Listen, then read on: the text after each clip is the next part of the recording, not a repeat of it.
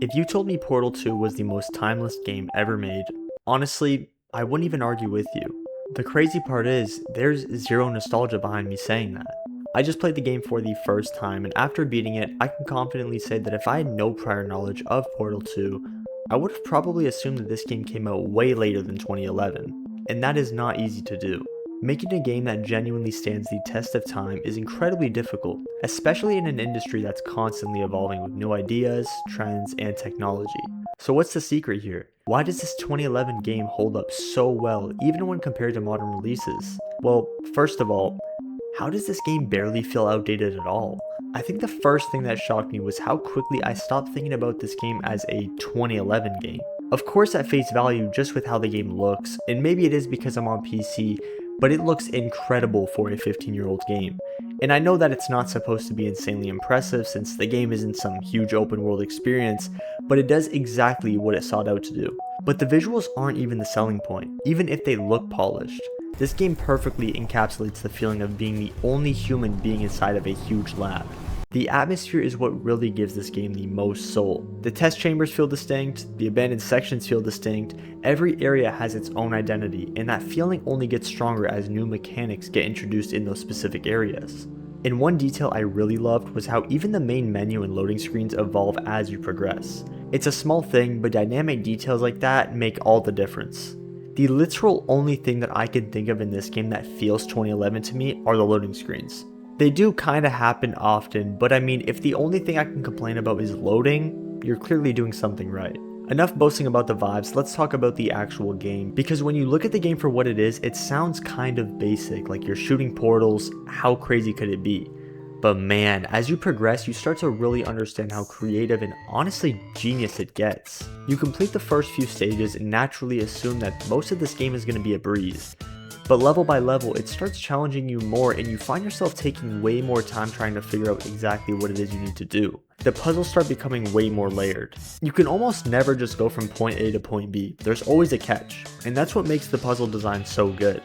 You'll eventually solve something, feel smart for a second and think, okay, I get it now, but then the very next level forces you to apply what you just learned in a completely new manner. Whether it's transporting an item, building momentum with physics, or combining multiple mechanics at once, the game is constantly pushing you to think in different ways. And the more I played Portal 2, the more I wanted to keep playing it. Every level felt like it was subtly preparing you for what was to come next. And just when you think you've seen everything this game has to offer, boom, new mechanic. Suddenly the entire way you approach these puzzles changes. The white paint is probably my favorite example because the second they introduced that and let you place portals basically anywhere, that completely changed everything. Portal 2 doesn't just challenge you to think harder, it changes how you think, and somehow it keeps that feeling fresh from start to finish. If the atmosphere is the soul, the story and humor are the icing on top. The story of Portal 2 is very solid. It isn't the main focus of the game, but I really do appreciate the depth and the level of world building it has. I didn't realize it was that deep prior to playing, so I went back and quickly educated myself on the events of the first Portal. I also think that it is aging insanely well with how relevant AI has become in today's world. The more time passes, the more I start to think the events in Portal could transpire in real life. A company looking to automate a facility and replacing humans? Yeah, like I couldn't have played this at a better time. GLaDOS and Gladys, I don't know how to pronounce it, and Wheatley are hilarious. And as much as they both wanted me dead at points, the humor that they bring to this game is what keeps it on my mind 24/7. In here is sending a distress signal. You broke it, didn't you? There, try it now. What happened, right? I was just lying there. You thought I was done. This plate must not be calibrated to someone of your generousness. I'll add a few zeros to the maximum weight. You look great, by the way. Very healthy. Wait, this next test does require some explanation. Let me give you the fast version. You'd think the jokes in a game made in 2011 would be super outdated, but no, it doesn't really rely on jokes that were even trending at the time. It's just great comedic timing and a lot of sarcastic remarks.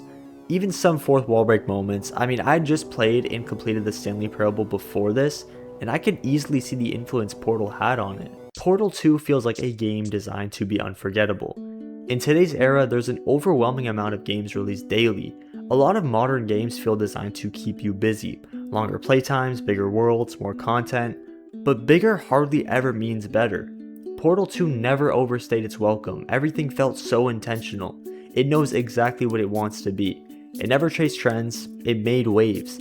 The portal gun is one of the most iconic tools in gaming history. The robot voices, the soundtrack, it all screams Valve and Portal. And 15 years later, it still doesn't feel old.